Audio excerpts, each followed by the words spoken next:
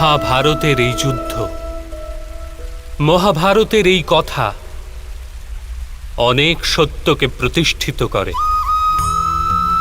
কিন্তু অন্তিম সত্য এটি যে বিচ্ছিন্নতা ও বিভেদই অধর্মের মূল কথা। আর একাত্মবোধই ধর্মের আধার। কি রূপে? স্বয়ং বিচার করুন। মানুষের হৃদয় সুখের আশায়, অধিকার ও সম্পত্তির বাসনা দ্বারা বেষ্টিত থাকে, কিন্তু আপাত দৃষ্টিতে মানুষ নিজের মাতা পিতা, সন্তানাদি, ভ্রাতা ভগিনী অথবা পত্নীর সাথে উচিত ব্যবহারই করে, কোনো অন্যায় করে না। সে সুখ আর সম্পত্তিকে সমান ভাগে বন্টন করে ভোগ করে, কারণ সে জানে যে তার সুখের ভিত্তি হল তার পরিবার, তার সুখের কারণও তার পরিবার।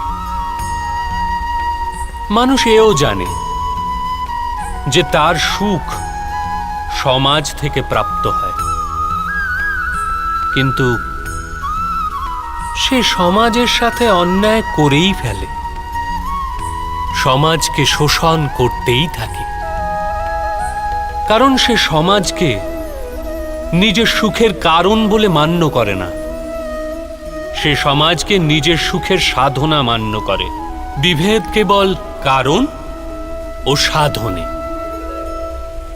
কিন্তু মানুষের যখন এই বোধ জাগ্রত হয় যে সমগ্র সংসার পরমাত্মারই রূপ, প্রত্যেক জীব পরমাত্মারই অংশ, অর্থাৎ কেউ পর নয়, সবাই আপন, এই সমগ্র সংসার নিজেরই পরিবার, তখন ক্রোধের কোনো কারণই অবশিষ্ট থাকে না। সমস্ত সংঘর্ষ, বৈরিতা, প্রতিশোধ বিনষ্ট হয়ে যায়। অন্তরে পরমাত্মা আর সংসারে একাত্মতা, এটি ধর্মের মূল সিদ্ধান্ত।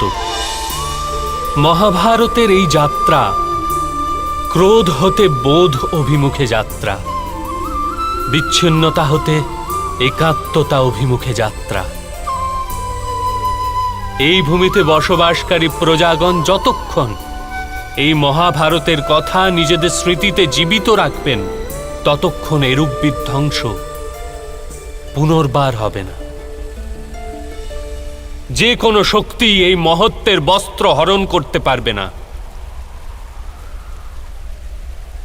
এই যাত্রায় আমার সাথে গমনকারী যাত্রীকে আমি অভিনন্দন জানাচ্ছি। তাদের হৃদয়ে ধর্মের বীজ স্থাপিত হয়েছে, সেখানে ধর্মের পুষ্প বিকশিত হয়েছে। আপনার কল্যাণ হোক, সংসারের কল্যাণ হোক। ওম সহনা ভবতু। ঈশ্বর আমাদের রক্ষা